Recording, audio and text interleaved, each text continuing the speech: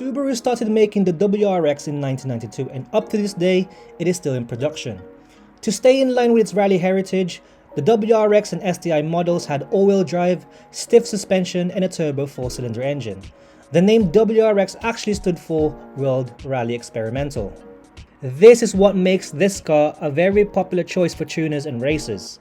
It was a fun, sporty rally car made for the streets. But does all that fun come at the cost of reliability? If you wanted to buy one, what would be the things to look out for? In this video, we'll discuss the common problems of the Subaru WRX and STI. Oil leaks. Oil leaks are a common problem with Subarus. Their engines have a lot of different gaskets and a lot of parts that may cause oil leaks. Most Subarus, especially the WRX and STI, will have an oil leak problem at some point. So, it's important to know where these leaks may come from. A few common areas where an oil leak may come from are from the oil pan gasket, main seals, and valve cover gaskets. Although this isn't a super common problem on any of the Subaru WRX engines, their gaskets will wear out over time.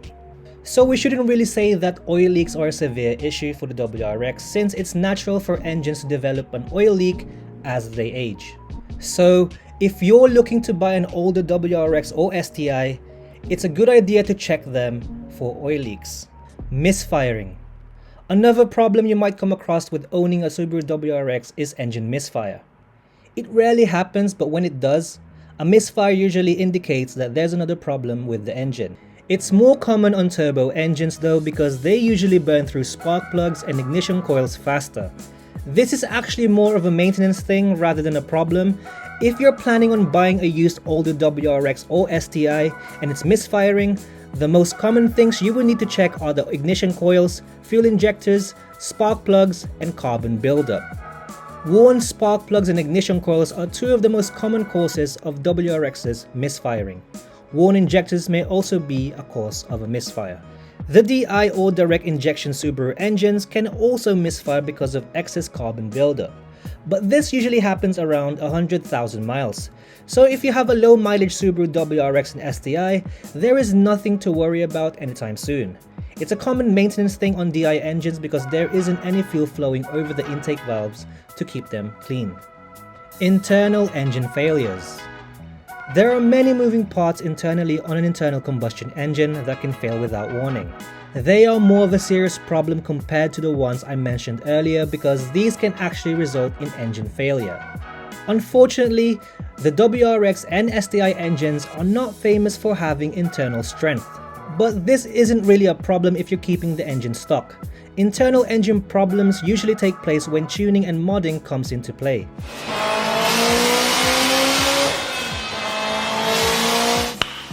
Nice. A few of the internal engine parts that have been known to fail are the pistons, piston rings, rods, and rod bearings. This problem is more common on the 2004 and above WRXs. This would include the EJ255, EJ257, and FA20 engines. Although this may be the case for the 2004 and above WRXs, all Subaru WRX and STI engines can run into these issues. If you do plan to modify and tune your WRX, if you're a beginner, you should stick to a more conservative tune. If you really want to tune the engine to potentially make a lot of power, you would need to upgrade the pistons, rods, and bearings. This process may cause a dent in your wallet and usually isn't worth it unless you plan to make more than 400 wheel horsepower. Turbo issues. Usually, the internal problems I mentioned before are more common on the modern WRX engines. However, turbo issues are more likely to happen on older models. Forced induction technology has come a very long way in the last 15 years, especially turbos. Turbos back then weren't as reliable and their lifespan was usually shorter compared to modern ones. As a result, a lot of Subaru WRX STI owners may have already replaced their turbos. Because if they haven't, there will be a higher chance of encountering a turbo-related problem when tuning a WRX STI. A turbo provides more power for the car by running more boost. This in return can put the stock turbo under a lot of stress, which can result in issues over time. This can be countered by adding proper supporting mods to help the turbo last longer. Another reason for turbo issues is that turbos have moving parts that can wear over time. They can run at speeds near or beyond 150,000 RPM at peak boost. Problems because of natural wear isn't unheard of at around 120,000 miles. So you should consider upgrading the stock turbo to a modern one because they can last longer. So should you consider buying a used older Subaru WRX? Their engines are not really known for reliability compared to others in the market. However, this makes sense due to the fact that performance cars and turbocharged engines are just more demanding and would require more care, especially if there is a lot of tuning and aftermarket potential. A lot of WRXs end up getting modified at some point, but even if it's done right, this increases the stress the engine would have to face. But if you compare the WRX to other more demanding turbo and performance cars out there, the WRX and WRX STI is fairly reliable. You would just have to keep in mind that the spark plugs, ignition coils, suspension would wear down quicker. And adding a turbo in the mix would add a lot of extra parts and areas that could potentially fail as time goes on. But that's just part of owning a rally-inspired performance car like the Subaru WRX and WRX STI.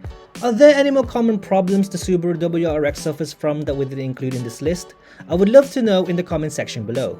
Also, if you're considering buying a Mitsubishi Eclipse, I made a video on the common issues it suffers from. Make sure to check that video. And with that being said, I'll see you on the next video.